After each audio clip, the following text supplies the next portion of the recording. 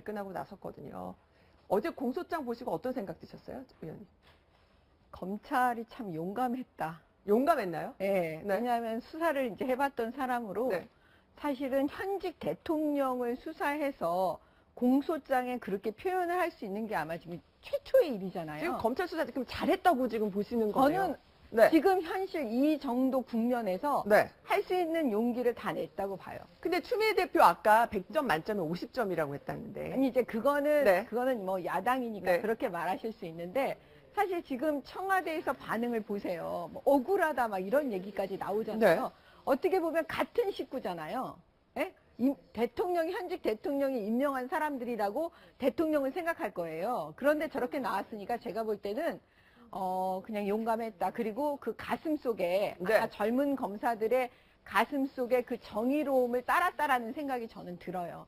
그리고 네. 이제 거기에서 약간 저희가 이제 아쉬운 게 뭐냐면 저거 분명히 지금 상황에서 99.9%의 증거 가지고 네. 그 정도 99. 거의 100%에 이르는 증거가 있다고 봐야 돼요. 아, 있나요? 그것만 공소장에 들어간 거예요. 그것만 들어갔다. 네, 그러면 근데 거의 지금 있다는 여기가 얘기인가요? 뇌물죄가 안 들어간다. 네. 그러니까 뇌물 부분은 딱 떨어지는 사실은 법조계에서 볼 때 딱 떨어지는 뇌물죄가 있어요. 그게 뭐냐면 최순실 씨의 그 딸 정유라 씨, 네. 정유라 씨의 친구의 부모 네. 하는 회사에 지금 그 현대 납품 이거 네. 연결고리가 있잖아요. 네. 그거는 제3자 뇌물 공여에 거의 딱 떨어지는 그러면은 거라고 박 저희가. 대통령도 관련해서 그렇죠. 뇌물 예, 혐의까지 예, 예. 적용이 될 수 있다. 그래서 아마 검찰에서 대면 조사를 했더라면 네. 아마 뇌물죄 부분을 우리가 바로 지금 적시할 수 있었을 텐데 하는 이야기인 것 같아요.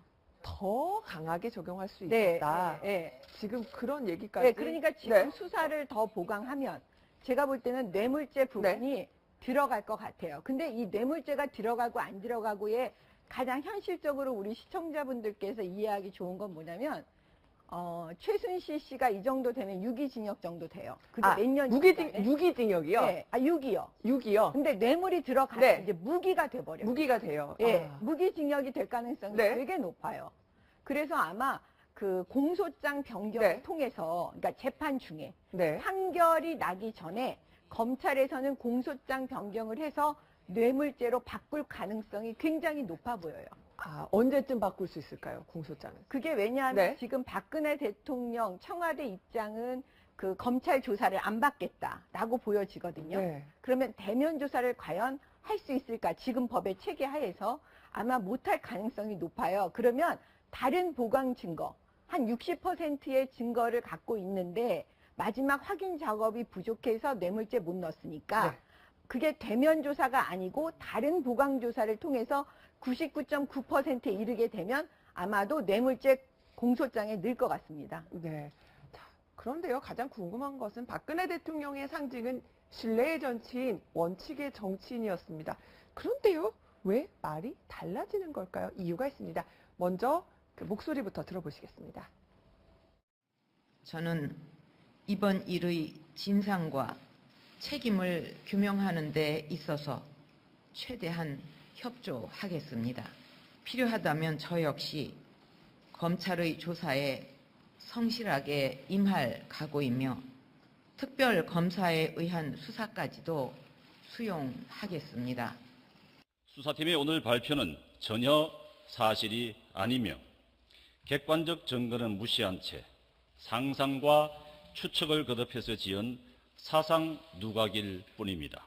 대통령은 이번 주에 조사를 받겠다는 뜻을 밝혔음에도 검찰의 성급하고 무리한 수사 결과 발표로 인해 공정한 수사와 재판을 받을 헌법상의 권리는 박탈당한 채 부당한 정치적 공세에 노출되고 인격 살인에 가까운 유죄의 단정을 감내할 수밖에 없는 상황에 처하게 되었습니다. 후동석 국장님, 저는 대사가 하나 떠올랐어요. 저 봄날은 간다 보면 어떻게 사랑이 변하니 이런 대사가 나오는데 어떻게 이렇게 원칙이 변합니까?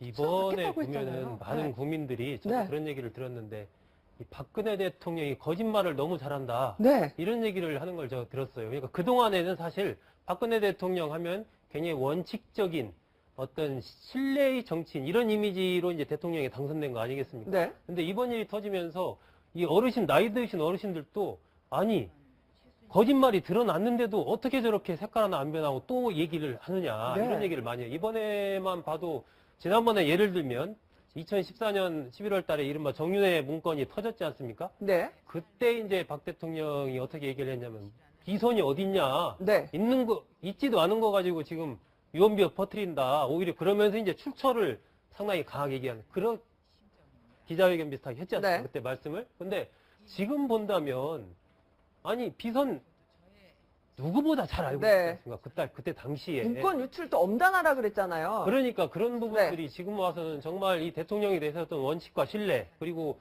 비정상을 정상화시키겠다는 이 자체가 완전히 거꾸로 된 거예요. 정상을 비정상화시키고 정상을 비정상화했군요. 원칙을 비원칙으로 만든 네. 게 바로 박 대통령이었던 것이거든요. 거기다가 여러 가지 이번에 조사 받겠다고 하면서 다시 또 뒤로 미루고 안 받겠다라고 이렇게 하고 등등 여러 가지 거짓말들이 드러나면서 더 이상 많은 국민들이 박 대통령의 언급 자체에 대해서 신뢰하기 힘든 상황이 된 것 같습니다. 네, 저는 오늘 좀 전에 그 정영국 대변인의, 청와대 대변인의 멘트를 보면서 무슨 생각이 들었냐면, 며칠 네. 전에 유영아 변호사가 기자회견 같은 거를 입장을 밝혔을 때 기자들이 이렇게 물었습니다. 아, 지금 대변하시는 거냐? 그랬더니 유영아 변호사가 아니다. 나는 변호사로서 네. 의뢰인의 의뢰를 받아서 변호사로서 이야기한다. 라고 얘기를 했습니다. 자, 그러면 좀 전에 정영국 대변인이 말한 것은 변호사가 얘기한 겁니까? 대변인이 얘기한 겁니까?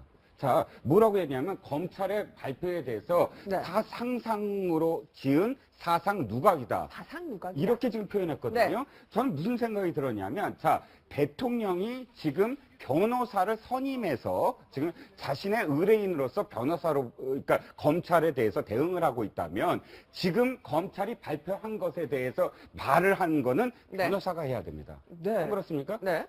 지금 청와대에서 검찰에 대해서 뭐 이게 사상 누각이다, 증거가 없다라고 그 검찰의 논리를 법적으로 좀 얘기할 수 있나요? 네. 없다는 거죠. 그러니까 그거는 확실히 구분을 하자는 거죠. 그러니까 뭐냐면 지금 박 대통령의 혐의에 대해서 검찰이 무엇인가 공소장에서 밝히고 중앙지법이 공소장을 공개를 했다면 네. 거기에 대해서 변호사가 나서서 아 이거는 어떠어때서 사상 누각이고 검찰이 뭐 상상에 변호사는 의한 것이다 보도 자료만 냈어요. 라고 네. 이야기하면 됩니다. 네. 그게 변호사가 할 역할 아닙니까? 그러면 청와대에서는 이건 지금 수사 중이므로 거기에 대해서 공식 멘트는 없다라는 것이 공과 사가 뚜렷한 것인데 지금 청와대의 대변인이 네. 변호사 역할을 하고 있는 거 아닙니까? 지금 검사 출신의 의원님께 여쭤봅니다. 네. 아니 지금 우리가 다 얘기했잖아요. 네. 짐이 곧 원칙이다.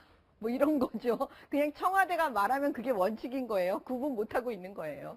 아니, 그러니까 이번에 그런데, 보면은 네. 그 예를 들면 하나의 그 문서 유출 관련해서도 지난번에 이제 박 대통령은 해명하기를 최순실 씨한테 네. 어떤 표현 같은 거 다듬은 이런 정도의 도움을 받았고 그것도 청와대 체제가 완비되고 나서는 안 했다라고 얘기를 했지 않습니까? 근데 지금 검찰 발표를 본다면 올 4월 달까지 그 문서가 계속해서 최순실 씨한테 갔다는 거 아닙니까? 그것도 그냥 단순한 연설문만이 아니고 기밀에 해당될 수 있는 외교라든지 국방 관련된 문서까지 갔다라고 하니까 그거 네. 하나만 봐도 그 당시 대통령의 사과문에서 정직하게 사과를 안 한 거죠. 그 자체도 거짓말을 한 거죠. 자, 민주당은 지금 당론으로요.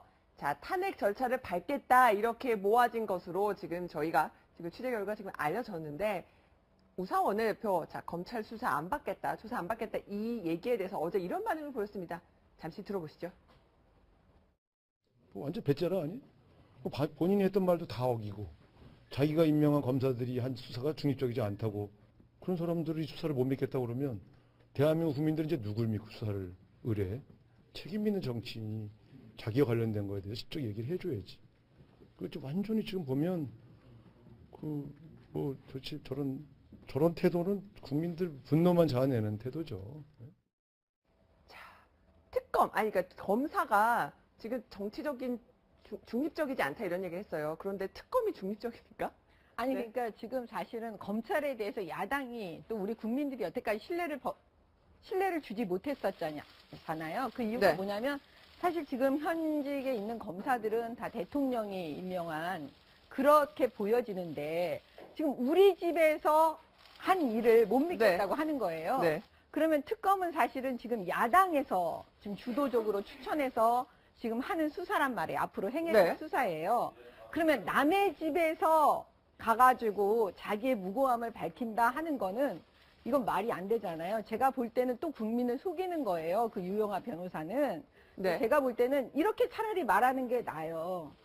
우리는 앞으로 네. 모든 수사를 거부하겠다. 차라리 이렇게 말하는 게 낫지. 모든 특검에 수사를 가서. 거부하겠다. 네, 그렇게 네. 말하는 게 낫지. 지금의 우리는 검찰 수사는 거부하고 특검 수사는 받겠다? 그거는 아닌 거죠. 남의 집에 가서 하는 건 말이 더 안 될 테니까. 네. 그래서 제가 볼 때는 차라리 그냥 솔직하게 우리는 앞으로 모든 수사를 다 거부하겠습니다. 이렇게 차라리 솔직하게 얘기하는 게 더 낫겠죠. 지금 본다면 네. 유영아 변호인의 얘기는 사실상 이 변론을 하는 거라기보다는 좀 정치적인 대응을 하는 것으로 비춰져요. 많은 부분에서 지난번 처음 이제 첫 번째 기자회견 할 때도 그랬고, 그러니까 지금 본다면 검찰이 확보한 증거가 우리가 그동안에 알고 있던 것 이상으로 그러니까 재벌 회장들 그리고 이른바 문고리 3인방 특히 정호성 비서관의 핸드폰 네. 그리고 안종범 전 수석의 그 수첩 이런 부분들에서 나와 있는 그 확보한 증거가 아마 검사들이 보기에도 이런 정도였을까 싶을 정도로 굉장히 놀랐던 것이 아닌가. 그렇기 네. 때문에 지금 이제 대통령에 대한 혐의가 사실상 피의자로까지 가고 이 뇌물죄 부분도 계속 수사하겠다라고 하는 부분들이 이게 증거로 이게 나오는 부분에 대해서는 뭐 어쩔 수 없는 거 아니겠습니까? 거기 의지를 갖고 지금 가겠다는 거니까. 과거에는 검찰이 그렇게 제대로 수사를 뭐 이번에도 압수수색 늦게 했지만 그럼에도 지금이라도 제대로 가겠다라고 의지를 보이고 있으니까 저건 끝까지 특검 출범 때까지 할 수 있는 모든 노력을 다 할 필요가 있습니다. 근데 검찰이 사실 봐준 거예요. 봐준 거예요? 네. 더 할 수 있었는데. 뇌물 안 했잖아요. 뇌물을 안 뇌물을 했다. 적시를 안 했잖아요. 네. 그거는 아마 마지막 대면 조사하고 네. 뇌물죄를 넣을 생각이었던 것 같아요. 네. 그러니까 봐준 거죠, 사실은. 박 대통령이 사실상 보면은요, 정유라 씨 친구의 부모 민원을 들어준 거잖아요. 네. 그래서 그 대가로 보면 최순실 씨는 또 명품백을 받았어요. 근데 박 대통령은 예를 들어서 그거에 관련해서 뭔가 물건을 안 받은 거 아니냐라고 또 새누리당 일각에서는 대통령은 뭐 돈 받은 거 아니지 않나 이렇게 주장을 하고 있거든요. 그거는 네. 예를 들어서 전혀 이 법을 모르는 분들이 얘기를 하면 우리가 네. 그냥 그러실 수가 있겠다 이렇게 생각하지만 법을 잘 아는 사람들이 그렇게 얘기하면 저건 말이 또 국민을 네. 속이는 거죠. 왜냐하면 우리 법에는 대통령이 혹은 공무원이 네. 그 지위에 있으면서 자기는 일원 안 받지만 자기 아들한테 돈을 줘라. 그 다음에 자기가 운영하고 있는 회사에 돈을 줘라. 그 다음에 자기가 만든 법인에 돈을 줘라. 네. 이러면 그게 제3자 뇌물공여로 다 처벌해요. 그렇기 때문에 그런 규정이 있는 거 다 아는데도 불구하고 대통령이 이런 한 푼 안 받았으니까 그건 죄가 아니다. 그렇게 얘기하시면 또 안 되는 거죠. 네. 자, 뇌물 혐의 적용이 남아있는데 검찰 혹은 특검에서 밝혀질지 주목이 되고요. 대통령 거짓말 논란에 휩싸인 부분은 또 있습니다. 어제 검찰 수사 결과 발표 잠시 들어보시죠. 사전에 일반에 공개되어서는 아니 되는 장 차관급 인선 관련 검토 자료 등 47건의 공무상 비밀이 포함되어 있습니다. 대통령에 대하여 피고인 최순실, 안종범, 정호성의 여러 범죄 사실 중 상당 부분과 공모관계가 있는 것으로 판단하였습니다.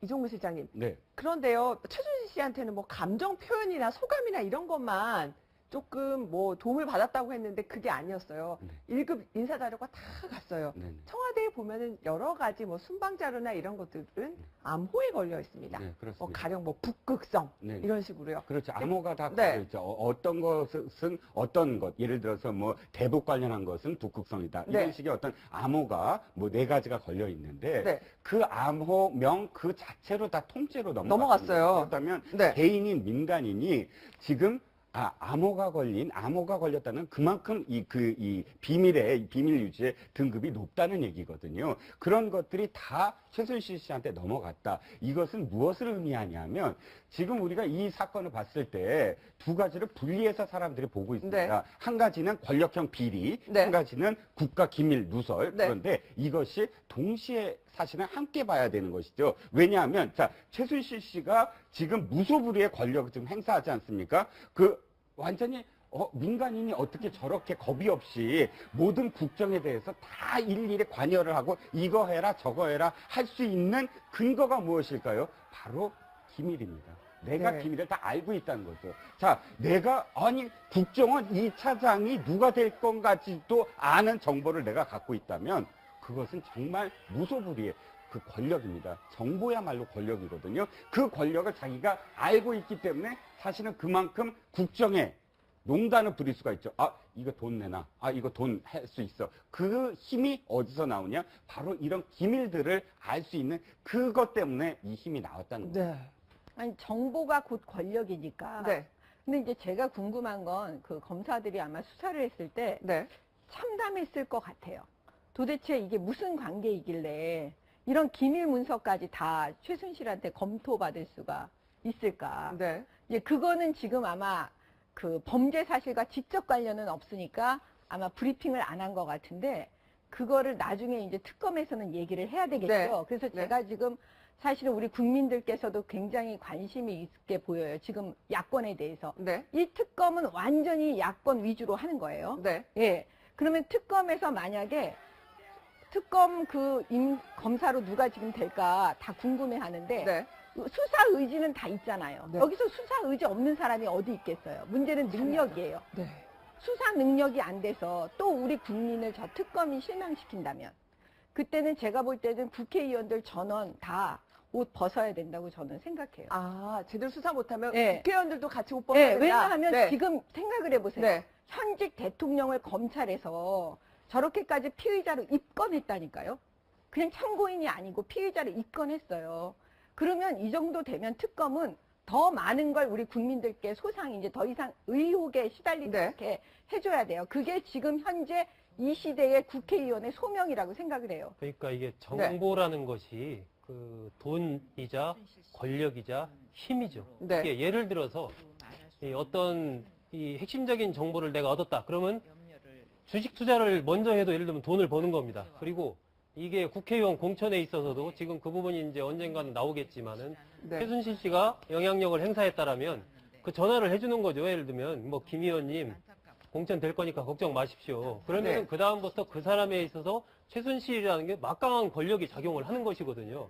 국정원 차장이다, 국정원 인사다 이런 파일들을 네. 최순실 씨한테 봤다. 그러면 최순실 씨가 거기다가 우리 뭐 예를 들면 변호사님 곧 뭐 이렇게 큰일 하시게 될 텐데 앞으로 국가 위해서 참 노력 좀 많이 해주세요. 예를 들면 이랬으면은 사실은 임명권자는 대통령이 임명을 했지만 그 당사자는 가장 먼저 그 소식을 나한테 전해준 그 사람이 네. 힘을 썼다라고 생각을 하게 되거든요. 공천에서건 인사에서건. 그렇기 때문에 이 마쿠에서 아직도 저는 최순실 씨의 이른바 국정농단이 드러나지 않은 부분이 있다라고 봅니다. 마쿠에서 예, 그런 부분들이 이제 네. 정치권의 공천 문제라든지 기타 국방이나 외교 쪽이라든지 이런 부분들이 앞으로 특검의 수사 과정에서 좀 드러나지 않을까 그렇게 저희 예상을 언론도 계속 주목하고 열심히 지금 취재를 하고 있습니다. 저희가 또 취재하는 대로 전해드리겠습니다.